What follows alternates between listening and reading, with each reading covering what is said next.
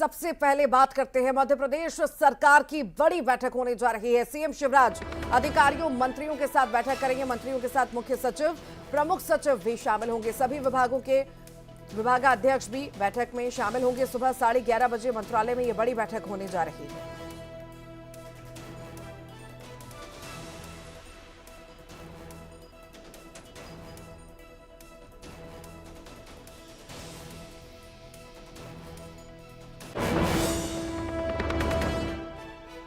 तो चुनाव से पहले मध्य प्रदेश सरकार की यह बड़ी बैठक होने जा रही है। इसमें सभी मंत्रियों को उपस्थित रहने के निर्देश भी दिए गए हैं। साथ ही साथ कलेक्टर भी इसमें शामिल होंगे। और भी आपको बता दें कि प्रमुख सचिव जो हैं, मुख्य सचिव जो हैं, उनको भी शामिल होने के लिए कहा गया है। सभी विभागों के विभागाध्यक्ष भी बैठक में शामिल होंगे। बड़ी बैठक ये होने जा रही है। क्या कुछ खास रहेगा ये देखने वाली बात होगी। सुबह लगभग 11:30 बजे ये बैठक होगी। चुनाव नजदीक है और इसको लेकर के बैठकों का दौर जो है लगातार जारी है। इसी बीच मुख्यमंत्री शिवराज सिंह चौहान ने बैठक बुलाई है। खास ये बैठक होगी, महत्वपूर्ण ये बैठक होगी, जिसमें अधिकारी शामिल होंगे, मंत्रियों के साथ बैठक करेंगे। मंत्रियों के साथ मुख्य सचिव, प्रमुख सचिव भी शामिल होंगे।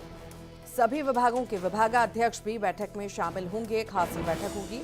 चुनावों को देखते हुए देखने वाली बात होगी कितनी खास रहती है ये बैठक।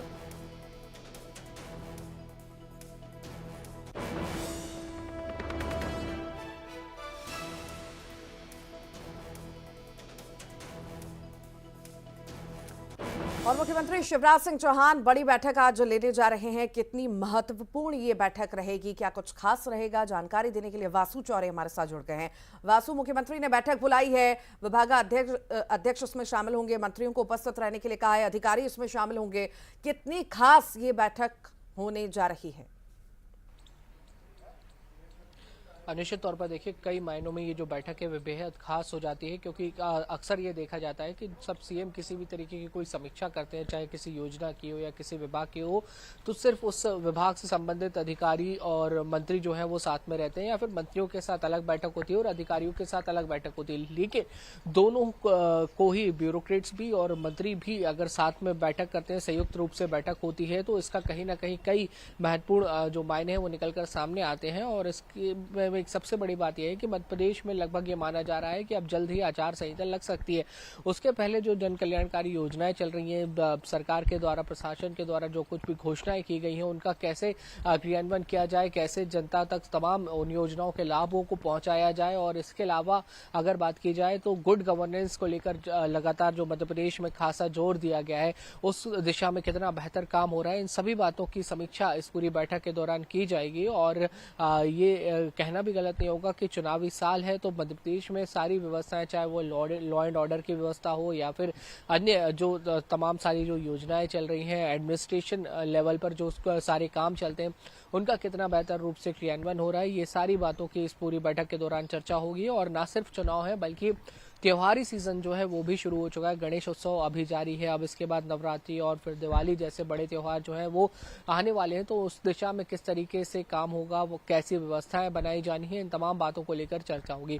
बीते महीनों में अगर बात करें तो मध्य प्रदेश में कहीं ना कहीं बारिश कम हुई थी। हालांकि बीते दिन जिस तरीके से लगातार रेनफॉल एक्टिविटीज देखी गई हैं, उसके चलते कुछ हद तक बारिश का कोटा सामान्य तक पहुंचा है कई जिलों में। लेकिन फिर भी जिन फसलों को नुकसान हुआ है, जिन इलाकों में नुकसान हुआ है, जो वाटर बॉडीज ऐसी हैं जहां पर अब भी पानी को लेकर पूरी तरह से रिचार्ज वो नहीं हो पाई और क्राइसिस की स्थिति आने वाले समय में नजर आ रही है, तो ये भी मुद्दे इस पूरी बैठक के दौरान हो सकते हैं, जिस पर सीएम शिवराज सिंह चौहान अपने मंत्रियों के साथ और अधिकारियों के साथ मंथन कर सकते हैं। तो इन तमाम पहलुओं को देखा जाए तो ये जो पूरी बैठक है वो अपने आप में खासी महत्वपूर्ण हो जाती है, खास हो जाती है। जी,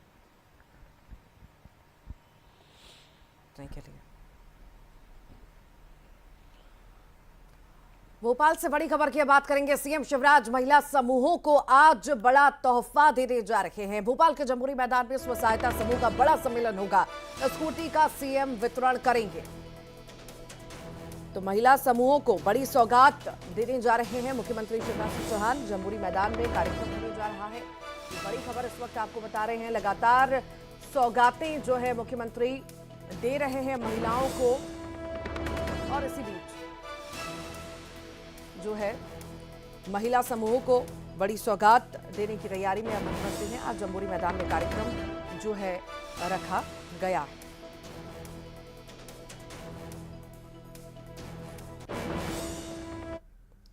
और 13 दिवंगत मुख्यमंत्रियों की प्रतिमा का अनावरण आज होने जा रहा है। सीएम शिवराज सिंह चौहान प्रतिमा का अनावरण करेंगे। दोपहर 12 बजे अनावरण का कार्यक्रम रखा गया है। मंत्रालय में दिवंगत मुख्यमंत्रियों की प्रतिमा लगी है। कार्यकाल के अलावा संक्षिप्ति परिचय भी इसमें शामिल है। दिवंगत मुख्यमंत्री की उपलब्धि से प्रदेश रूबरू हो सकेगा। खास धातु से मूर्तियों का निर्माण किया गया।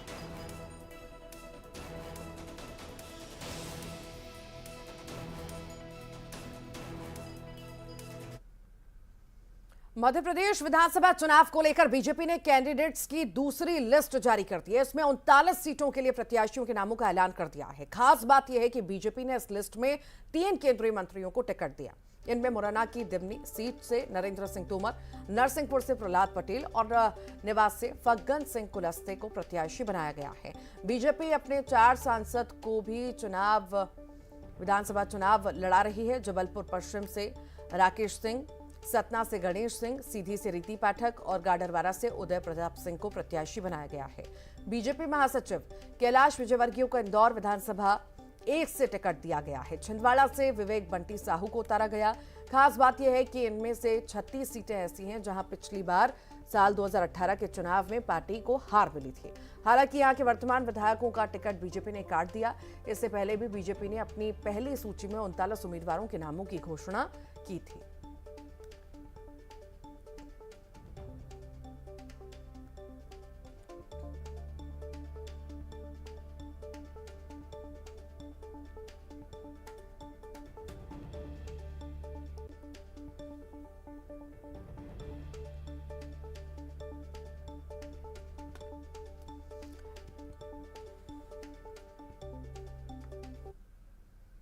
बीजेपी प्रत्याशियों की दूसरी लिस्ट जारी होने के बाद पीसीसी चीफ कमलनाथ ने बीजेपी पर हमला बोला। उन्होंने कहा कि एमपी में हार मान चुकी भाजपा ने उम्मीद का आखिरी झूठा दांव खेला है। इसके साथ ही उन्होंने कहा कि जनता सब जानती है।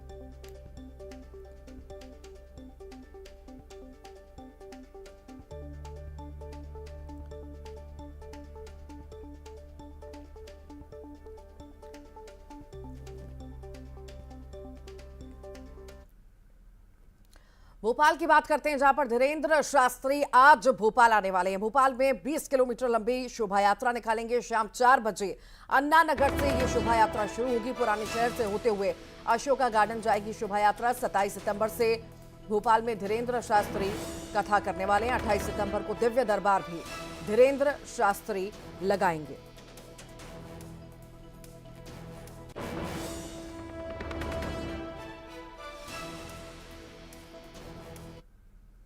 इंदौर से बड़ी खबर की बात करते हैं। इंडिया स्मार्ट सिटी कॉन्क्लेव आज से होने जा रहा है। 21 शहरों को 66 अवार्ड से सम्मानित किया जाएगा।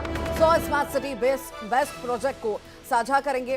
कार्यक्रम स्थल पर सुरक्षा के पुख्ता इंतजाम होंगे। 2000 पुलिसकर्मी इंडिया स्मार्ट सिटी कॉन्क्लेव में तैनात रहेंगे। सीसीटीवी और ड्रोन कैमरे से नजर रखी जाएगी। समापन कार्यक्रम में राष्ट्रपति द्रौपदी मुर्मू भी शामिल होंगी।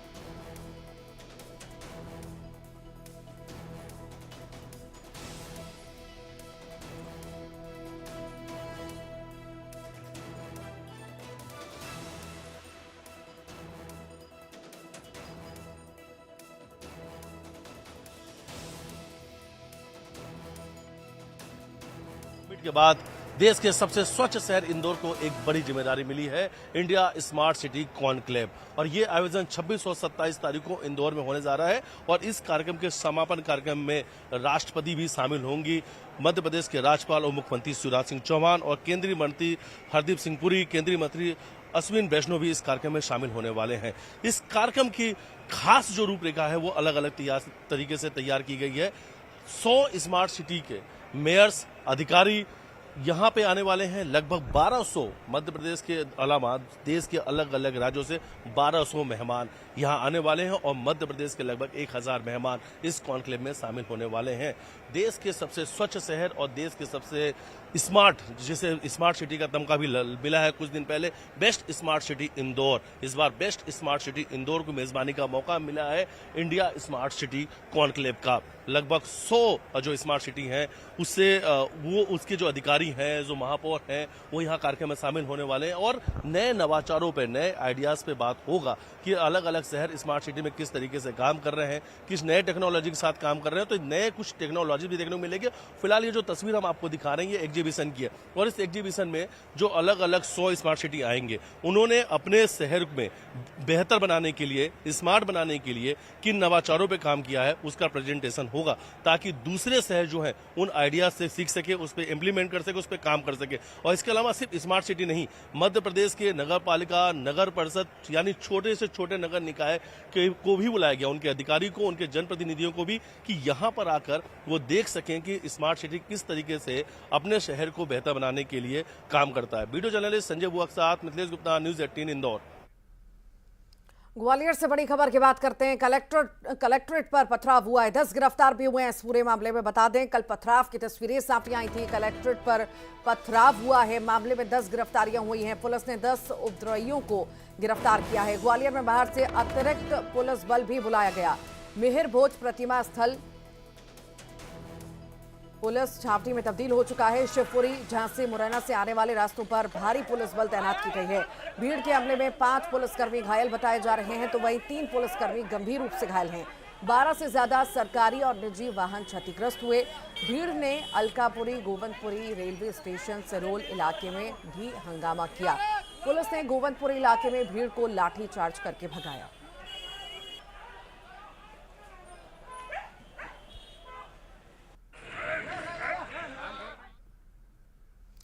कांग्रेस की जन आक्रोश यात्रा को लेकर उमरिया पहुंचे कांग्रेस नेता अजय सिंह राहुल ने पार्टी को व्यापक जन समर्थन मिलने का दावा किया। इस दौरान कमलनाथ और मीडिया के बीच इंदौर में हुए विवाद पर बड़े ही शालीनता से माफी मांगी और कमलनाथ की तारीफ करते हुए उन्हें सबसे बड़ा मीडिया फ्रेंडली बताया। अजय सिंह राहुल का कहना था कि विवाद तो समझ से परे है, बावजूद इसके यदि उससे मीडिया के लोगों की भावना आहत हुई है तो मैं इसके लिए माफी चाहता हूं।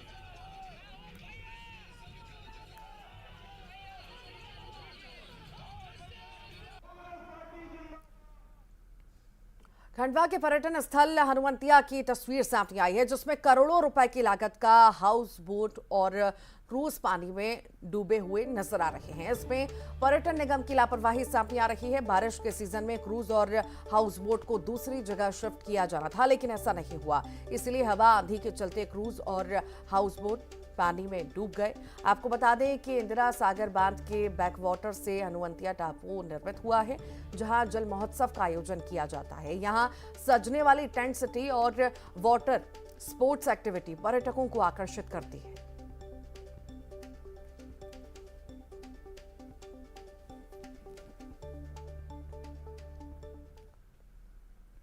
मंडला नगर पालिका पर नेशनल ग्रीन ट्रिब्यूनल ने 96 लाख का जुर्माना लगा दिया है। एनजीटी ने नगर पालिका पर जुर्माना लगाया है। नर्मदा प्रदूषण को रोकने में नाकाम रहने पर ये लगाया गया है। मंडला शहर के 16 नाले सीधे नर्मदा से मिल रहे हैं, जिससे नर्मदा नदी में प्रदूषण लगातार बढ़ रहा है। एनजीटी ने नगर पालिका को पहले भी इसे रोकने की हिदायत दी थी, बावजूद इसके नगर पालिका ने इस और ध्यान नहीं दिया, जिसके बाद एनजीटी ने 96 लाख का जुर्माना ठोक दिया है। जुर्माने के बाद नगर पालिका सीएमओ ने कहा कि अभी नगर पालिका की स्थिति सही नहीं, पर नेशनल ग्रीन ट्रिब्यूनल का मामला है तो धीरे धीरे इसे भरेंगे।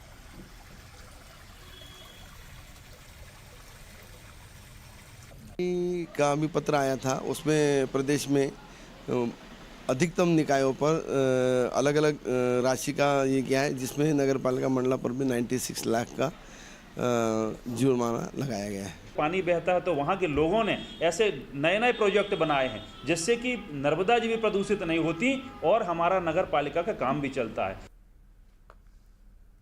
देवास की किसानों ने अनोखे तरीके से विरोध प्रदर्शन किया। दरअसल लगातार बारिश से किसानों की सोयाबीन की फसल को बहुत ज्यादा नुकसान पहुंचा है। अपनी इसी परेशानी को लेकर किसान युवा कांग्रेस के नेतृत्व में सोयाबीन फसल की शव यात्रा लेकर कलेक्टर को ज्ञापन देने के लिए पहुंचे। पुलिस ने कार्यालय के बाहर ही कार्यकर्ताओं को बैरिकेड्स लगाकर रोक दिया। ज्ञापन लेने एसडीएम पहुंचे थे, लेकिन कार्यकर्ता कलेक्टर ऋषभ गुप्ता को ज्ञापन देने की मांग पर अड़े थे और विरोध प्रदर्शन कर नारेबाजी कर रहे थे। कुछ कार्यकर्ता बस के सामने लेट गए, जिसके चलते पुलिस ने हल्का बल प्रयोग कर कार्यकर्ताओं को खदेड़ा और हिरासत में लेकर जिला जेल भेज दिया।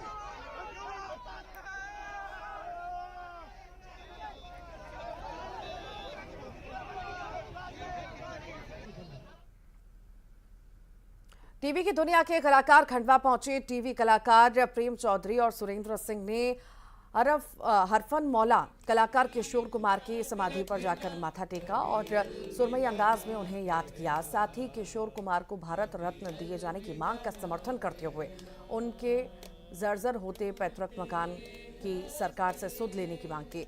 उन्होंने कहा कि किशोर कुमार के प्रति हमारा समर्पण ही हमें यहाँ तक खींच लाया। प्रेम चौधरी ने बॉलीवुड के गिरते स्तर पर चिंता जताते हुए कहा कि सही मायनों में एंटरटेनमेंट तो पुरानी फिल्मों में ही मिलता था। बहुत जोर जबरदस्त।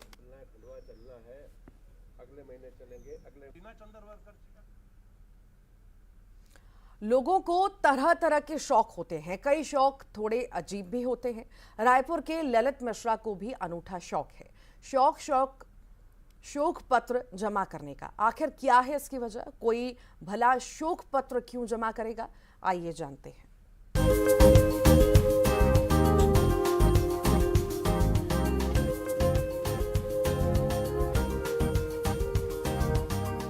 शौक बड़ी चीज होती है। कई लोगों के शौक भी अजीब होते हैं। रायपुर के रहने वाले ललित मिश्रा उन्हीं में से एक हैं। इन्हें ऐसा शौक है जिसके बारे में जानकर आप हैरान रह जाएंगे। ललित मिश्रा पिछले 40 सालों से शोक पत्र इकट्ठा कर रहे हैं। अब तक 7,500 शोक पत्र जमा कर ललित मिश्रा अपना नाम golden book of world record में भी दर्ज करा चुके हैं। ललित मिश्रा अपने इस शौक को सामाजिक कुरीति के खिलाफ लड़ाई बताते हैं। आमतौर पर लोग शोक पत्र को अशुभ मानते हैं और शोक पत्र मिलने पर उसे फेंक देते हैं। ललित मिश्रा को यह सोच गलत लगी और परिवार के विरोध के बाद भी इन्होंने शोक पत्र जमा किए। इनका कहना है कि शोक पत्र जमा करने से कभी कोई अशुभ नहीं हुआ। ऐसे में अपना शौक जारी रखना चाहते हैं और अपना ही रिकॉर्ड तोड़ने की तैयारी में हैं। तनु वर्मा, न्यूज़ 18, रायपुर। और इसी के साथ ही फिलहाल के लिए बुलेटिन में इतना ही।